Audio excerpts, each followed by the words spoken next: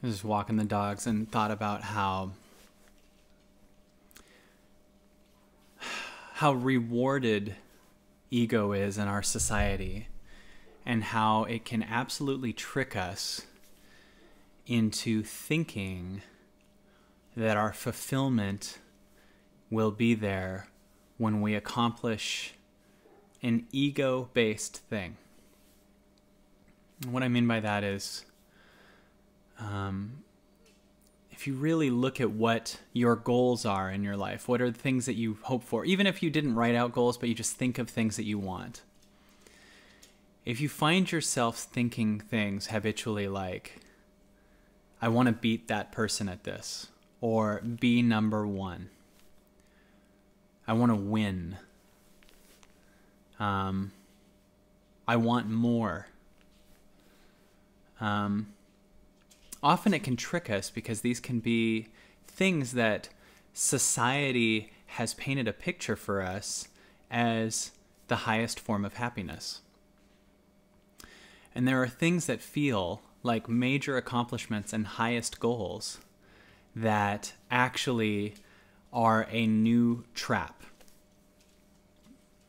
I can tell you, as someone who's gotten to achieve many things, that they weren't where my happiness was.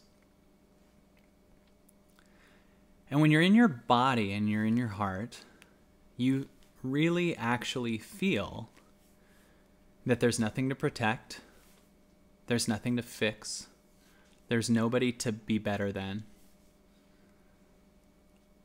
And that is the only place where I actually feel fulfillment. And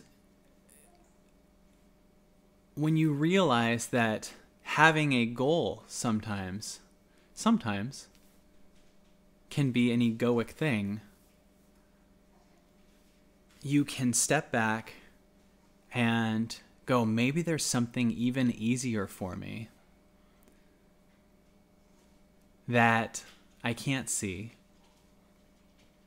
but that I am. And maybe it doesn't require me using a bunch of forced effort and trying to get somewhere, but undoing everything I'm not to fall into what I am. And this sounds so vague to some people and so specific to other people. And I realize I'm here to speak from my truth and let it align with the people that it aligns with. And when people go, well, how do I experience more of what I am? The only how-to answer I have is to get away and undo yourself from the things that keep you entangled in what you're not. And some of us have been entangled in it our whole life. But you have to fuel the things that you're not from something outside of you. In other words, you have to find the people that you have a conversation with at a low level to keep that egoic block from your heart alive. You have to be constantly feeding it with the news or Facebook or Instagram or low vibration things, because you discover when you get away from those things that it suddenly doesn't have anything to keep it going, and it just falls away. And when it falls away, you feel fulfillment, you feel guided, you feel like a purpose is coming through you versus it's something that you egoically need to find. You find no other person is a threat to you. You find no need to win, beat anyone, become the toughest, the strongest. You are just you. And weirdly, it has more power than the most accomplishments that the highest ego can achieve ever. It's like becoming the most well-developed caterpillar on the planet. And you'd rather be a butterfly on day one.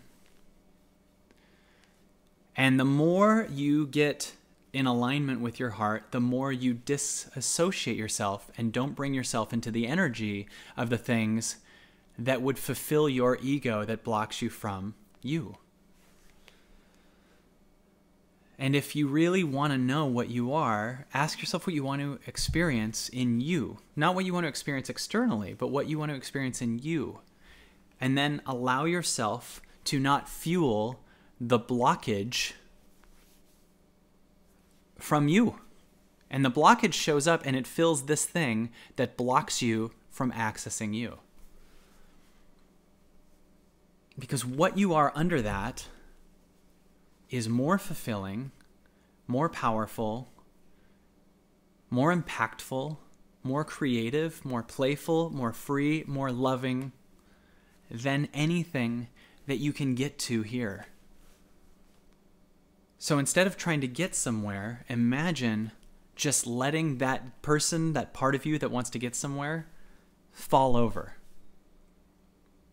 And for that, you just need patience and to make a decision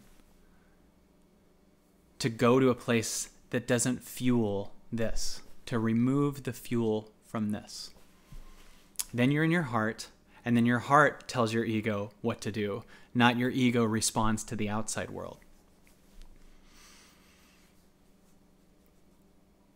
Just meditate, just be in nature, just relax. Trust that an exponential change is on the way. Just came up when I was walking the dogs.